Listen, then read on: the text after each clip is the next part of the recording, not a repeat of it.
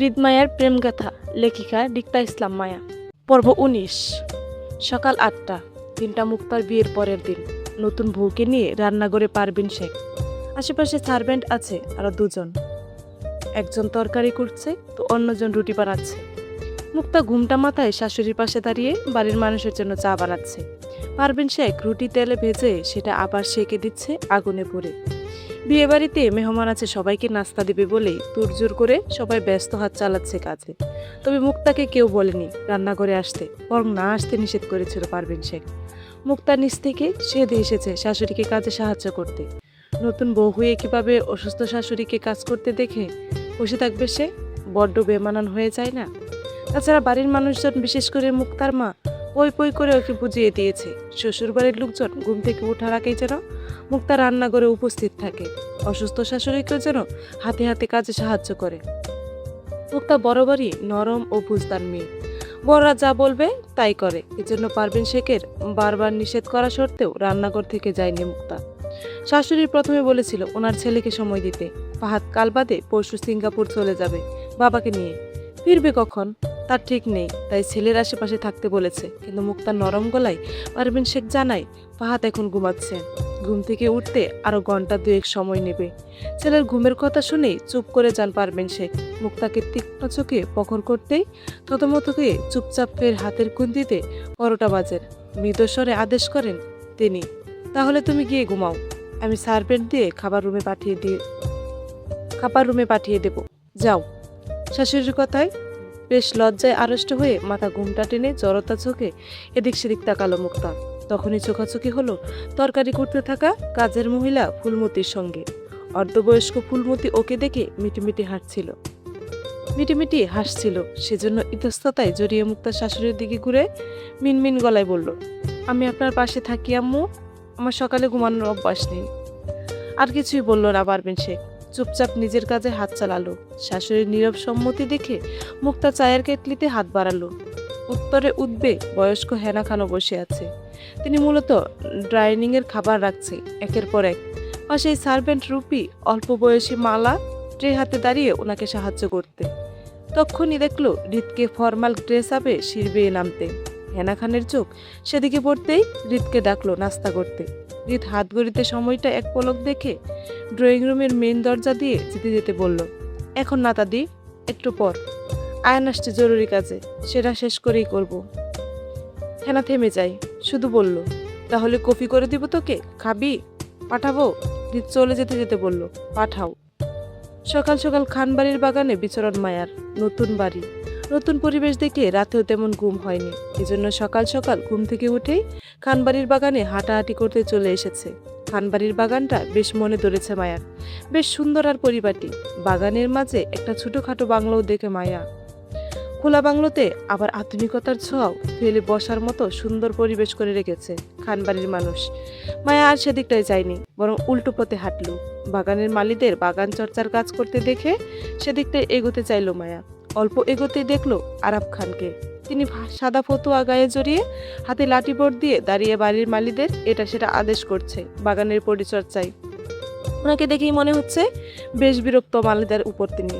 মায়া আরাফ খানের উপর এর আগেও বেশ কয়েকবার দেখেছিল, কথাও হয়েছে দুজনের টুকটাক। তবে বেশিরভাগ সময়ই মায়াকে মজার ছলে হেনস্থ করেছেন তিনি। এই যেমন কাল যখন জানতে পারলো মায়াই মুক্তার বোন হয়, তখনই বেশ রসিয়ে মজা করছিল মায়ার সঙ্গে ব্রাহ্মণবাড়িয়ার বিখ্যাত জগরা খেতাব নিয়ে। মায়া অবশ্য হা তেমন কিছুই বলেনি বিয়ে বাড়ির মানুষজন দেখে।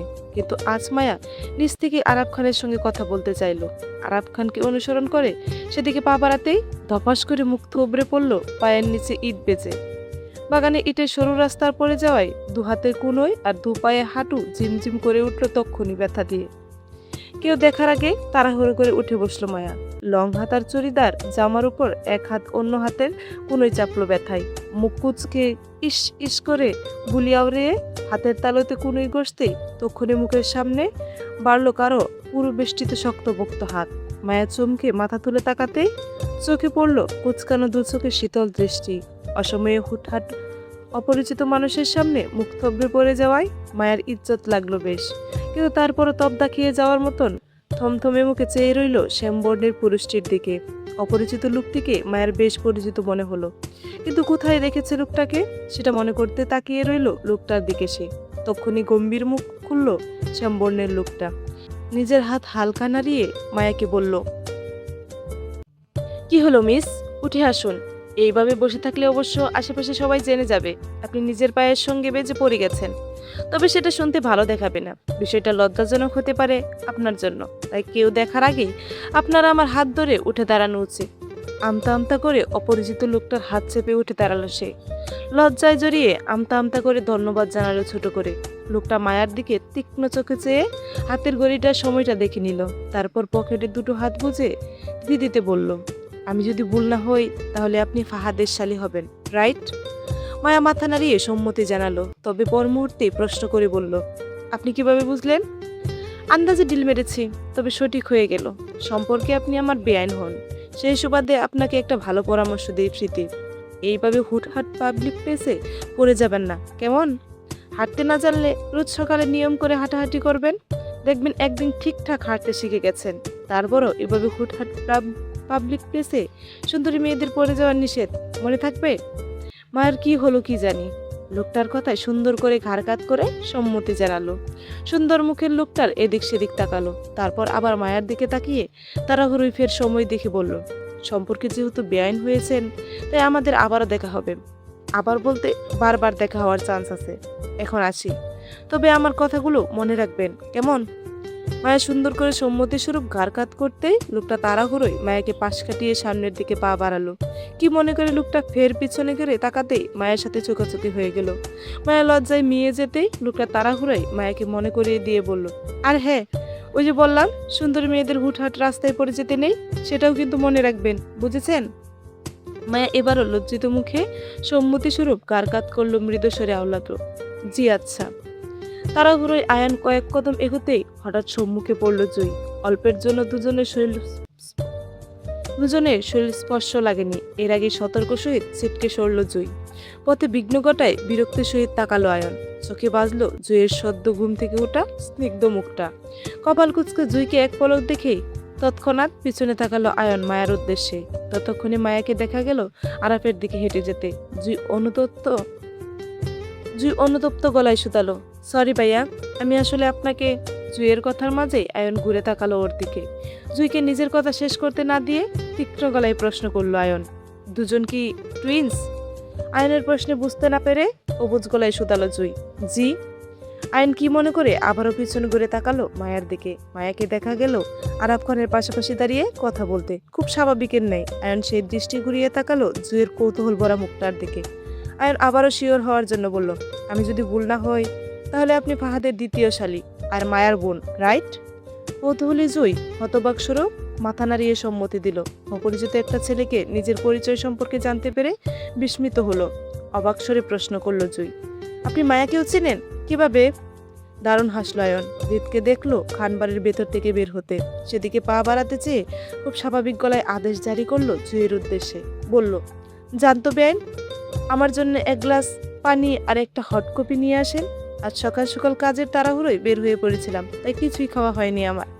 তবে হ্যাঁ, পানিটা অবশ্যই কুসুম গরম পানি নিয়ে আসবেন। আমার গলার সমস্যা হচ্ছে, এজন্য গরম পানি পান করতে হচ্ছে। জানতো, দ্রুত নিয়ে আসেন। গমগমে আদেশ করে আয়ন হৃদের দিকে আগালো। হতভম্ব জুই হতবুদ্ধি হয়ে দাঁড়িয়ে রইল আয়নের যাওয়ার দিকে তাকিয়ে।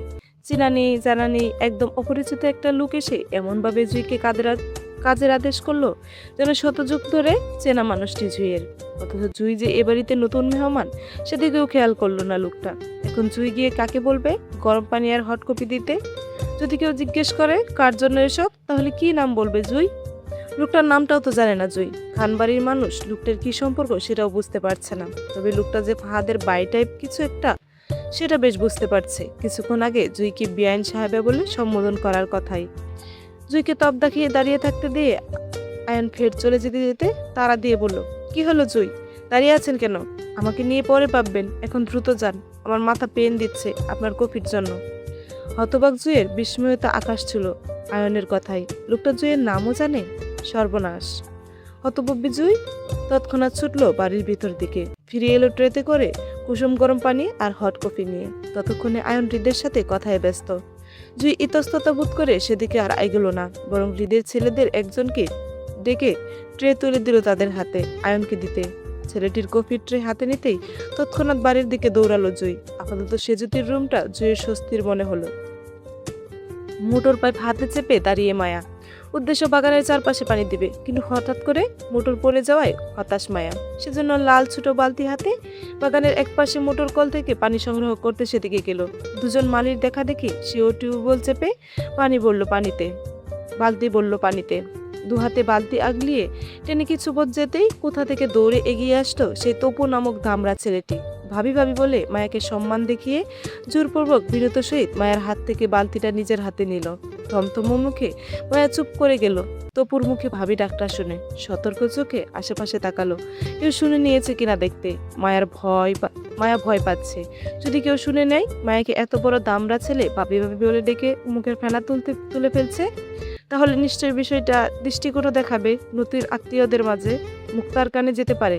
সেই ভয়ও করলো মায়া। তাছাড়া এখনকার সবাই জানে মায়া এখনো বিয়ে হয়নি। এখন কোন জাতির ভাইকে জড়িয়ে এই দামড়া ছেলেগুলো মায়াকে এত এত সম্মান দেখায় সেটাও তো মায়া জানে না। এজন্য মায়া কথা না বাড়িয়ে সতর্ক সহিত এদিক সেদিক তাকাতেই চোখে পড়ল কিছু দূর বসা হৃদকে, মায়ার দিকেই কপাল কুঁচকে তাকিয়ে। নিশ্চিত শুনেছে তপু নামক ছেলেটি মায়াকে বাবি ডাকতে। মায়া খানিকটা থতমত খেয়ে যায় হৃদের সাথে হঠাৎ চোখাচোখি হয়ে যেতে। আবার কি মনে করে মায়া বেশ সাহসী হয়ে বুক ফুলিয়ে হৃদের দিকে গর্বিত চোখে তাকালো। নাক ফুলিয়ে হৃদকে বাপ দেখিয়ে বোঝাতে চাইলো মায়া এখন জাতির বাবি। এর পিছনে জাতির ভাইয়ের লম্বা হাত আছে, সেটাই। মায়া রাতে হৃদকে ছোটখাটো হুমকি দিয়েছিল জাতির ভাইয়ের লম্বা হাত নিয়ে হৃদকে গায়েব করে দিবে। সেটা সকালে সত্যি হলো তপু ছেলেটার এত সম্মান দেখিয়ে বাবি ডাকায়। এখন নিশ্চিত এই হৃদ খান মায়ের পেছনে আর লাগবে না।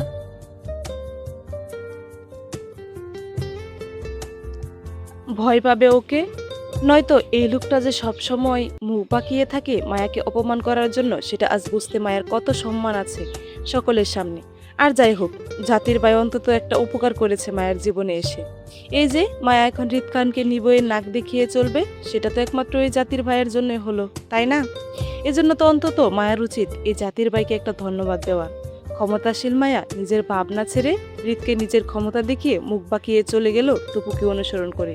মনে মনে শপথ করলো আজ থেকে সে এই হৃদ খানকে ভুলেও ভয় পাবে না, কারণ হৃদ খান থেকে মায়ের ক্ষমতা অনেক বেশি। মায়া কত সম্মান এই দামড়া ছেলেগুলোর সামনে, সেটা বুঝতে হবে না এই হৃদ খানকে। এখন মায়াকে অকারণে ভয় পেলে চলবে না তো।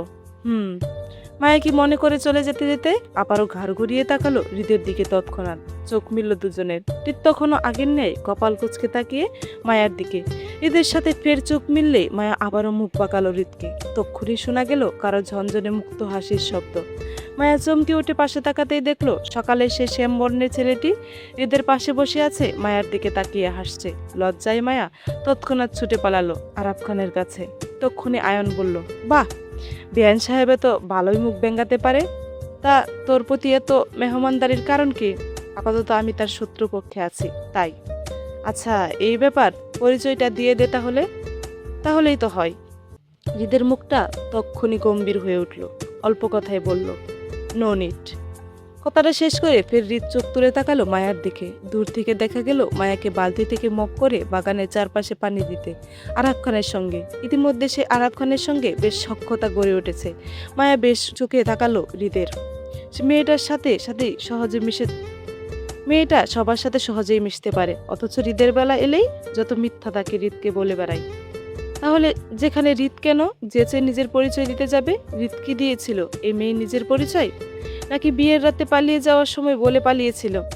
হয়তো আজও দুজনের পরিচয় মিলত না, যদি না হৃদের মন সায় দিত এই মেয়েকে নিয়ে। দেখা যেত আজীবন স্বামী স্ত্রী হয়েও কখনো নিজের পরিচয় মিলত না, বরং সামনে থেকেও দূরে হয়ে যেত একে অপরে। না ডিভোর্স হতো না সংসার। এই মেয়ে যখন ঝুলন্ত অবস্থায় নিজেকে রাখতে পছন্দ করে, তাহলে হৃদ কেন আগ বাড়িয়ে যাবে নিজের পরিচয় দিতে? থাকুক আজীবন ঝুলন্ত অবস্থায়। হৃদ কখনো বলবেও না কে সে, কি তার পরিচয়। যদি এই মেয়ে তাকে খুঁজে বের করতে পারে, তখন দেখা যাবে কি করা যায় এই সম্পর্কটা নিয়ে। ততদিন থাকুক যেমনটা চলছে তেমন। রিত নিজের চিন্তা ভাবনায় আরো গম্ভীর হয়ে উঠল। মায়া আরাফ খানের সঙ্গে চার গাছে পানি দিয়ে বসলো বড় ছাতার নিচে। চেয়ারে পা ঝুলিয়ে বসতেই সেখানে আগমন ঘটল মালার। হাতে মায়া আর আরাফ খানের জন্য নাস্তার ট্রে টেবিলের উপর রেখে মালা আরাফ খানের উদ্দেশ্যে জানায়, সকালের চা নতুন বউ মানে মুক্তা বানিয়েছে সবার জন্য। মালা চলে যেতেই আরাফ খান গলা ছেড়ে রিতকে নিজের দিকে ডাকলো। রিত ততক্ষণে আয়নের সাথে বাড়ির ভিতরে চলে যাচ্ছিল, কিন্তু আরাফ খানের ডাকে পিছনে ঘুরে তাকালো। সেদিকে যেতে না চেয়েও রিত কি মনে করে পা বাড়ালো আরাফ খানের উদ্দেশ্যে। আয়ান হৃদের পিছনে না গিয়ে বাড়ির ভিতরের দিকে হাঁটলো হেনা খানের সঙ্গে দেখা করতে। রিতকে আসতে দেখে বাড়ির নিঃশ্বাস ফেললো আরাফ খান। নাস্তার ট্রের দিকে তাকিয়ে হতাশ গলায় মায়াকে বলল, বুঝলে মায়া, দিন দিন আমার রিতটা কেমন শুকিয়ে যাচ্ছে, তারপরে বিয়ে করতে চাচ্ছে না। এজন্য না পেরে ছোট ভাই ফাহাদকে বিয়ে করালাম আমরা, তাও তোমার বোনের সঙ্গে। এই রিতটা যদি বুঝতো তাহলে আজকে নাস্তার টেবিলের চার সাথে গরম গরম পিঠাও খেতে পারতাম ওর বউয়ের হাতে। কত সুবিধা হতো আমাদের বলো। আবারও হতাশায় বাড়ি নিঃশ্বাস ফেললো আরাফ খান, যেন এই মুহূর্তে উনার মতো দুঃখী মানুষ দুটো এ ধরে নিতে দেই। মায়া বেশ মায়া হলো আরাফ খানের কথায়। বুড়ো মানুষের এত দুঃখ থাকতে নেই, এতে মায়ের কষ্ট হয়। ততক্ষণে হৃদও মায়ের পাশে চেয়ারটা টেনে আরাফ খানের মুখোমুখি হয়ে বসলো। আরাফ খানের নাটকীয় কথা সবই তার কানে এসেছে, সেজন্য বসতে বসতে বলল, সব ফালতু কথা। হৃদের অল্প কথায় যেন আহাজারি করে উঠল আরাফ খান। মায়ের কাছে ফের ভারী দুঃখ প্রকাশ করে বলল, দেখেছেন আপনি, ওর বিয়ের কথা বললে সব ফালতু হয়ে যায়। আর ও যে দিন দিন শুকিয়ে যাচ্ছে বিয়ে না করায়, সেটা ওর চোখে পড়ে না। আচ্ছা তুমিই বলো, ওকে দেখতে শুকনো শুকনো লাগছে না তোমার কাছে?